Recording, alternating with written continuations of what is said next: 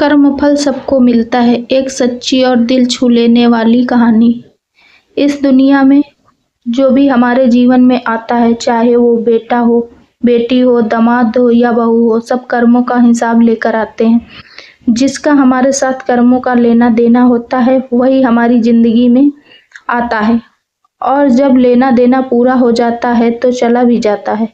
यह कोई मनगढ़ंत बात नहीं है, यह जीवन का सबसे बड़ा सच है। आज हम और एक ऐसी कहानी सुनाएंगे जो आपके अंदर तक सोचने पर मजबूर कर देगी।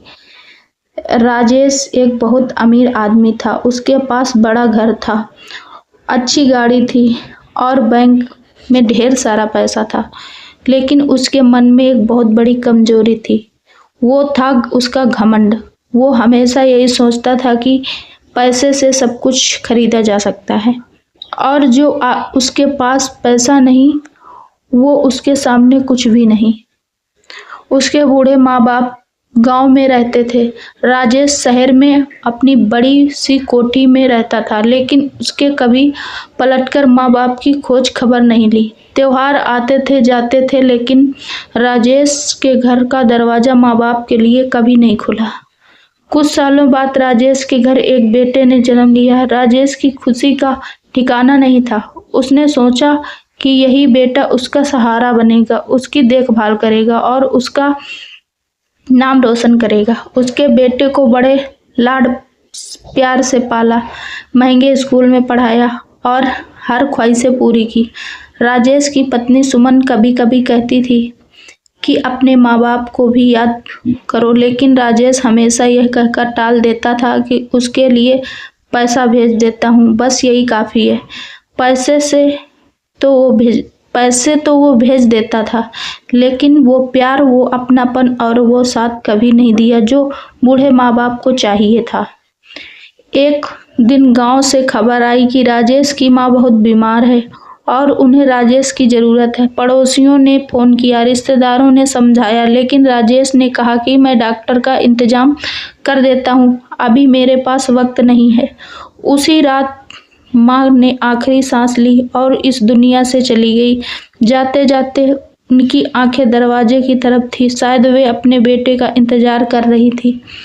राजेश तब पहुंचा तब बहुत देर हो चुकी थी। उस रात पहली बार राजेश फूट फूट कर रोया, लेकिन अब पछताने से क्या फायदा। साल बीतते गए। राजेश का बेटा अर्जुन पढ़ लिख कर बड़ा हुआ, नौकरी लगी और उसने शादी कर ली। शुरू में सब ठीक था, लेकिन धीरे धीरे अर्जुन का व्यवहार बदलने लगा। वो भी ठीक वैसा ही करने लगा जैसा राजेश ने अपने माँ बाप के साथ किया था। अर्जुन ने अलग घर ले लिया, त्योहारों पर आना बंद हो गया। फोन पर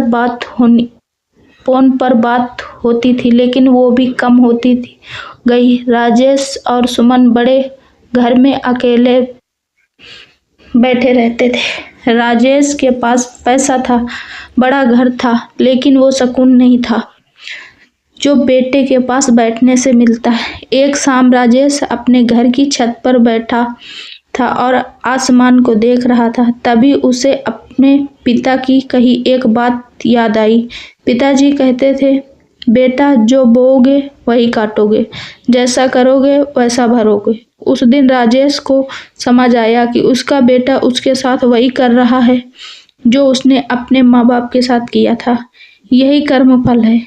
यह किसी के साथ अन्याय नहीं करता, जो जितना देता है उतना ही पाता है। बेटा बनकर, बेटी बनकर, दामाद बनकर या बहू बनकर, जो भी हमारी जिंदगी में आता है वो सब कर्मों का हिसाब लेकर आता है। जब हिसाब पूरा हो जाता है तो रिश्ते भी बदल जाते हैं। उस रात राजेश ने अर्जुन को फोन किया और कहा कि बेटा, मुझसे गलती हुई। मैंने अपने माँ बाप के साथ जो किया वो गलत था। मैं नहीं चाहता कि तू भी वही गलती करे जो मैंने की। आजा, साथ बैठते हैं, बात करते हैं। अर्जुन पहले चुप रहा, लेकिन पिता की आवाज़ में जो दर्द था वो उसे भीतर तक छू गया। अगले हफ्ते अर्जुन अपनी पत्नी और बच्चों के साथ घर आया।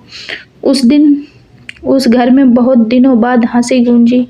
इस कहानी से हमें यही सीख मिलती है कि हम जो दूसरों के साथ करते हैं एक दिन वही हमारे साथ होता है। माँ बाप की सेवा करो, क्योंकि तुम्हारे बच्चे तुम्हें देख रहे हैं और वही सीख रहे हैं। अच्छे कर्म करो, अच्छा फल मिलेगा।